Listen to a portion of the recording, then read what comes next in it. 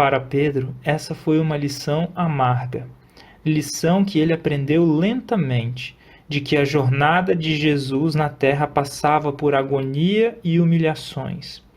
O discípulo recuava diante da possibilidade de participar dos sofrimentos do Senhor, mas, no calor da fornalha, ele descobriria as bênçãos dessa participação.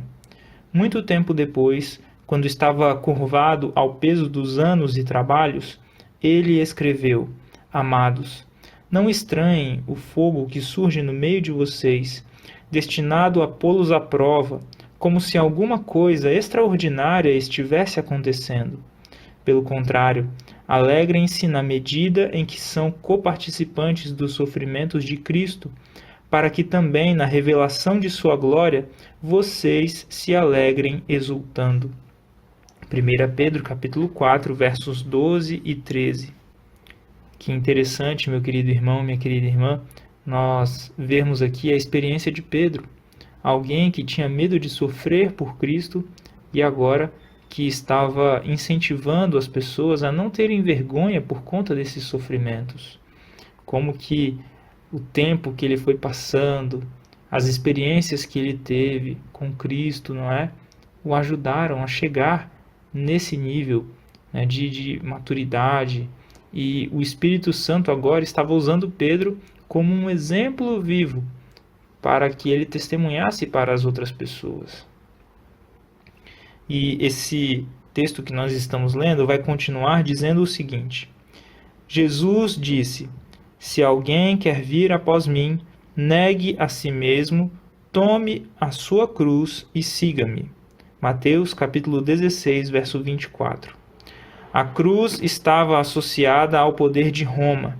Era o instrumento da mais cruel e humilhante forma de morte. Exigia-se dos piores criminosos que levassem a cruz ao lugar da execução. E muitas vezes, quando estavam para colocá-la nos ombros deles, resistiam com desesperada violência, até que fossem subjugados e o instrumento de tortura fosse posto sobre eles. No entanto, Jesus pedia aos seus seguidores que tomassem a cruz e a conduzissem após ele. Para os discípulos, suas palavras, embora imperfeitamente compreendidas, indicavam que eles deviam se submeter à mais profunda humilhação, submeter-se até mesmo à morte por amor de Cristo. As palavras do Salvador não poderiam ter expressado entrega mais completa. Isso está escrito no Desejado de Todas as Nações.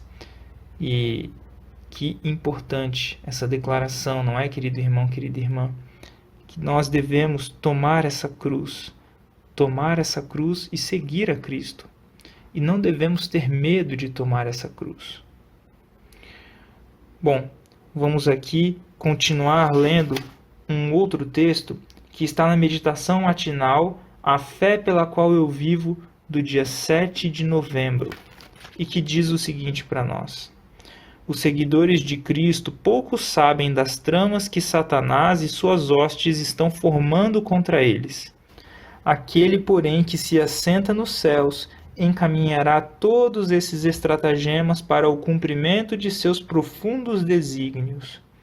O Senhor permite que seu povo seja submetido à atroz prova da tentação, não porque tenha prazer em sua aflição e angústia, mas porque essa operação é indispensável à sua vitória final.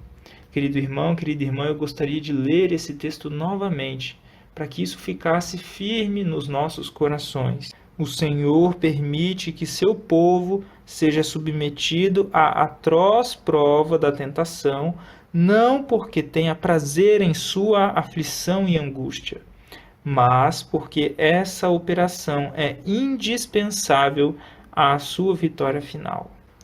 Pela divina e poderosa alavanca da verdade, fomos arrancados da pedreira do mundo e levados para a oficina do Senhor, a fim de sermos preparados para um lugar em seu templo.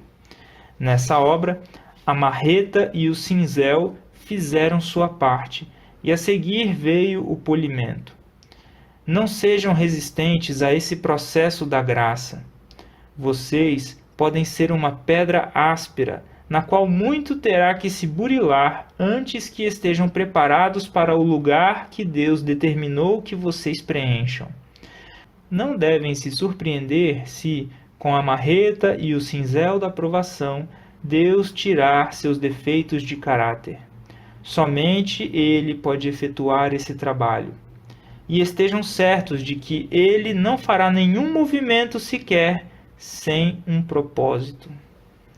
Olha só Deus pode efetuar esse trabalho e Ele não fará nenhum movimento sequer sem propósito. Que possamos confiar então no nosso Criador, no nosso Redentor. Agora temos um último trechinho aqui, bem curtinho, que está no livro Testemunhos para a Igreja, volume 6, e diz o seguinte: o lado brilhante e agradável de nossa religião terá sua justa expressão da parte de todos os que diariamente se consagram a Deus. Não devemos desonrá-lo com a narração queixosa de provações que nos foram penosas. Então, querido irmão, querida irmã, vamos falar das coisas boas da nossa religião. E não vamos ficar nos queixando e expressando essas queixas a outras pessoas, né, das provações que nos foram penosas. Se precisarmos de ajuda de alguém, que então possamos recorrer às pessoas que nós imaginamos que possam nos ajudar, seja o ancião, seja o pastor, que possamos buscar nelas um apoio também. Mas aqui, que nós não fiquemos murmurando. Por exemplo, como fazia o povo de Israel quando Deus os tirou do Egito. E, principalmente, que busquemos auxílio em Deus. Ele é o nosso Criador e Ele é aquele que nos sustenta. Então, querido irmão, querida irmã, que nós possamos confiar no nosso Pai Celestial. Um grande abraço e até a próxima, se assim Deus nos permitir.